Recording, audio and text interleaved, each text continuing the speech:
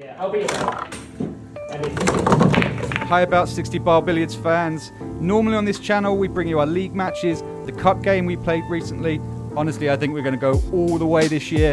And of course, as always, our Monday night bar billiards. But this time I wanted to share something a little bit different. This is my first interview and I'll be talking to Mal. He's the person who keeps all the tables in Norwich running. Without him, the local game just couldn't happen. I asked Mal a while back to build me a replica of the original mahogany 1930s White Lion pub scoreboard from scratch, and what he's made is honestly incredibly impressive. In this video we chat about how he built it, what makes it special, and what goes into keeping the local bar billiard scene alive. I hope you enjoyed this little look behind the scenes. I'm blown away. Right. It's incredible. Good. I mean, good. This is incredible work. It's just so nice. Do you want to tell us a bit about it? How did you go about making this? Well, I found a piece of old. It was a top from a. Oh God, you see how I'm gone now. It was an old table or something, wasn't it? That's right. It was an old mahogany table. A mahogany tabletop. That's right. Which was in a restored sort of restoration type place, and I bought that, and it was pot marked and had glass water stains on it, everything. It was just a bit of a mess, but underneath, once you start sanding it away, you get this beautiful mahogany, and that's it. So how did you put this together then? Because it's in a few different pieces, isn't it? Yeah. Well, this one, I've got a biscuit cutter, and a biscuit is just for the benefit of people. It's like a flat piece of wood. So instead of putting dowels in, you just use a biscuit, and it's just a flat piece of wood that joins the two pieces of wood together here. So it just makes a nice joint. This I had to put dowels into this one because the screws were going to be quite long, so I thought, well, it's easier to just dowel it, and then I'll just put some short screws in into the dowels. Oh, there's a couple on the side, just to give it a bit of extra support, I suppose.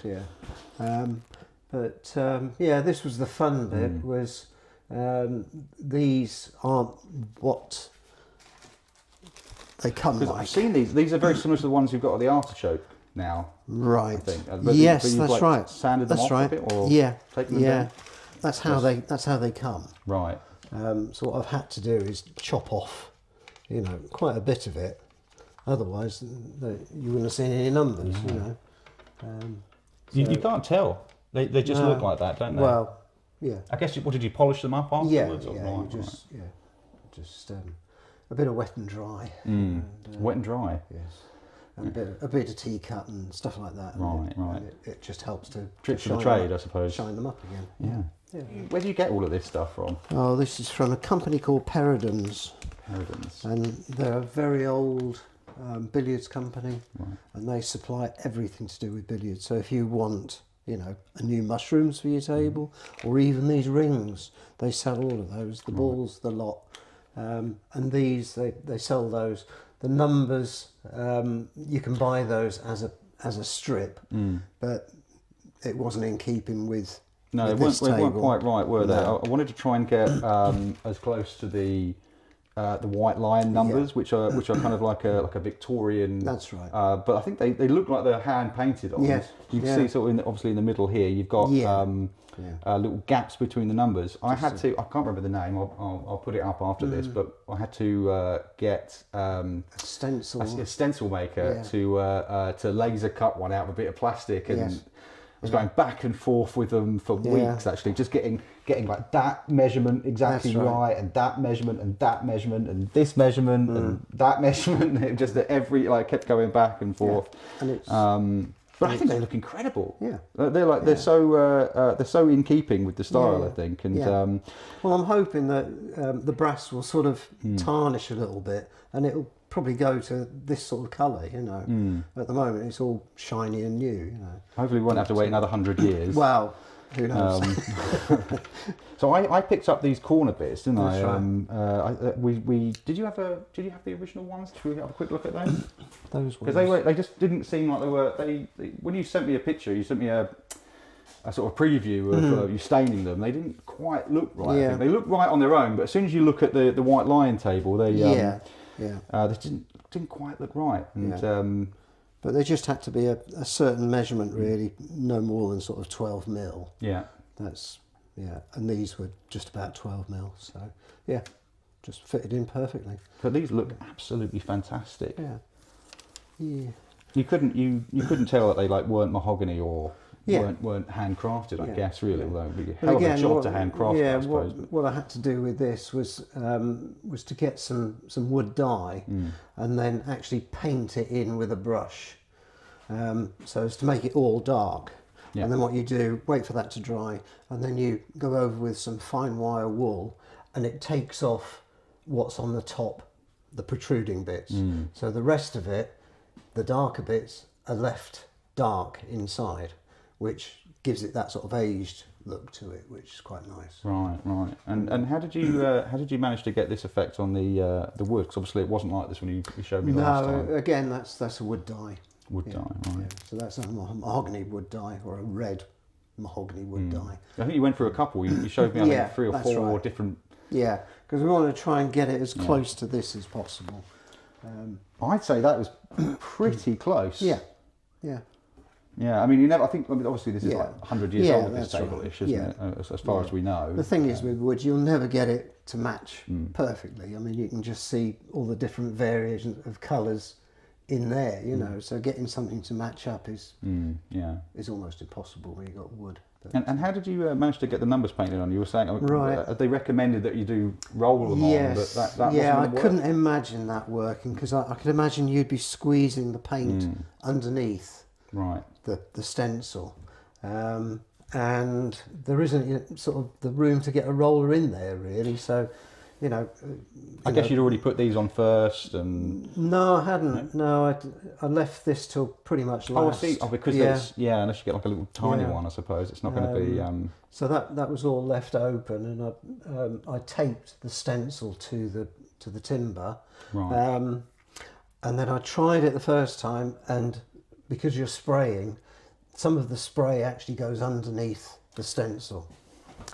So I sprayed it all black again, and I tried it again, but what I tried to do was do it individually. So I would do one lot of numbers and try and hold the stencil down as flat as possible, spray it, and then do this lot of numbers and do the same again.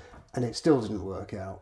All right. So I sprayed it black again, and eventually I got it pretty close. But there was still a few little bits where the spray insists on going underneath. So you just touch it with a little bit of black. Well, I think that's pretty damn good. I think there's maybe a tiny bit Yeah, there you in the can middle. just You sort can of just see slightly it see where the it's- difference, can't yeah. you? But that looks. Yeah. I mean, look, I think that just adds to I think the this was the the one. rustic nature. Oh, thank you. It's no, look, it looks great. I mean, it shouldn't. I don't think it should look too perfect. Oh, right. Right? Don't you think? I mean, because it's supposed to. I mean, look, this table was all made by hand. It's obviously Yeah. very old. You know, I think it's important that it has that sort of handmade touch to Yeah. it. After that, once I'd got the numbers on there and they were as I wanted them, then I went over it with some clear varnish to protect the numbers, because all there is just sort of one coat of gold paint on there.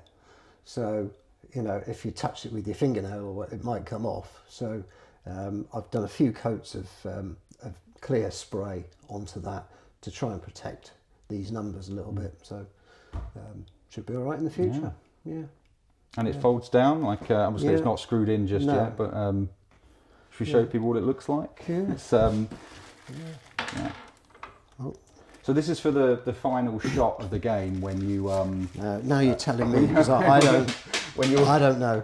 when you're within 200 points or 400 if the red is still on the table. You put these two mushrooms. You put these two mushrooms down. I do actually play this game from time to time, and then you put the board down, and that's so that the ball can't be lost in those in the holes at the end. So you can potentially take the shot multiple times, which happens from time to time. Yeah. It never felt quite right without having this. Yeah. It also just, you know, I've got the other scoreboard over there, just moving over to that scoreboard and do it. Just being able to sit down at the table and score it, usually with a pint of beer in your hand, is definitely. I can see you doing that from now on. I can see me doing that as well, and many people have. I think maybe like just while we're at it, if you wouldn't mind, I think, isn't it safe to say that you pretty much own most of the tables in Norwich, and you pretty much single-handedly... There's four bar billiard tables. Four bar billiards are yours, and you pretty much single-handedly keeping the tables alive. How long have you been doing that for? Well, I've been involved in billiards with billiard tables for 50 years. Yeah, would you believe? So I started out just restoring them, things like this, you know, which was in with carpentry work that I did as well. And then I managed to get a job for Riley's, which is the biggest snooker company, or they were at the time, back in the 80s. Then you learn the fitting side of it. And I mean, when I say billiards, that takes in, you know, snooker, pool, American pool, Carom, which is the European game that hasn't got any pockets on it at all. Never heard of that one. No, I have to look it up. That's a different one again. You've got bagatelle tables, all sorts, and then you've got bar billiard tables. So you'll turn your hand to any of those? Well, tables? any of those tables I can do, yes. And you're recovering basically all the bar billiards tables, pretty much most of the snooker tables, all the snooker tables, all the pool tables in Norwich. Well, a lot, yes. Right. I used to do a lot more, but I'm getting a bit older and sick to death of doing the snooker tables. No, not at all. No, I love doing them. No, it's great. It's a sense of achievement and it's just good fun. Yeah. Well, the way this looked before, I mean, this has changed. It was a bit. It's looking a bit tired. I tell you what I've learned to really love about this table is what you've done with the cushions. Yeah. Because the way the ball comes off, it feels like a super high end snooker table where you expect the balls to go predictably. Yeah. And I think some of the tables in Norwich. Hopefully not the ones they're all different. They're all in various different states, aren't they? But they're all very well maintained. Yeah. But I think some of the cushions they don't have the same kind of bounce. Right. So I've learned to really appreciate this table just for that level. Yeah. But you get different types of rubber. You see things like that. So you get like little 1/4 inch square rubber, and this has got a nice L-shaped rubber on it, which is you had to separate these off, didn't you? Yeah. I mean, normally they come and this piece is just sort of screwed on, but these weren't. These were quite difficult to do. So what I did, I ended up just taking off all the timber that's underneath this green cloth, and then just doing it as a standard one, like you would get on all the other bar billiard tables, where it's screwed in from the back here. And held on, and it also these went all the way down to the end. Right, I forgot about that. So we've had to make up, new pieces, and it just looks aesthetically more pleasing to have that go to there rather than have the green all the way down. There's all sorts of things, and people always sort of find one table. You could have 2 tables side by side in a room, and people will swear that one plays slower than the other. Yeah. It could be it's next to a window or a door or something, and it's, maybe we're just being bar billiard snobs, I think, at this point. But we can't help but discuss it. Yeah. Well, it's a great game, and people do get very passionate about it. I know. Yeah. Had a guy come up to me the other day in the King's Head, and he wanted to thank me and thank the pub for introducing him to this game. Yeah. And I was like, wow. I wasn't expecting that, but he was over the moon. And, well, I gotta say the feeling is mutual. I think, but I think it was just the sort of people that he plays with, and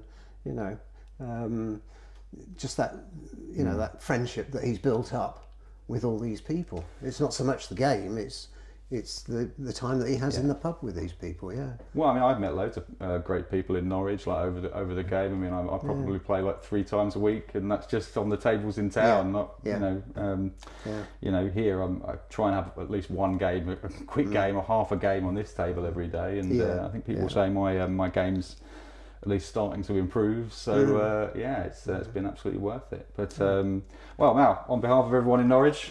Well, thank you. In the Billiards Leagues and beyond. Thank you very much. It's been a real pleasure. Thank you very much.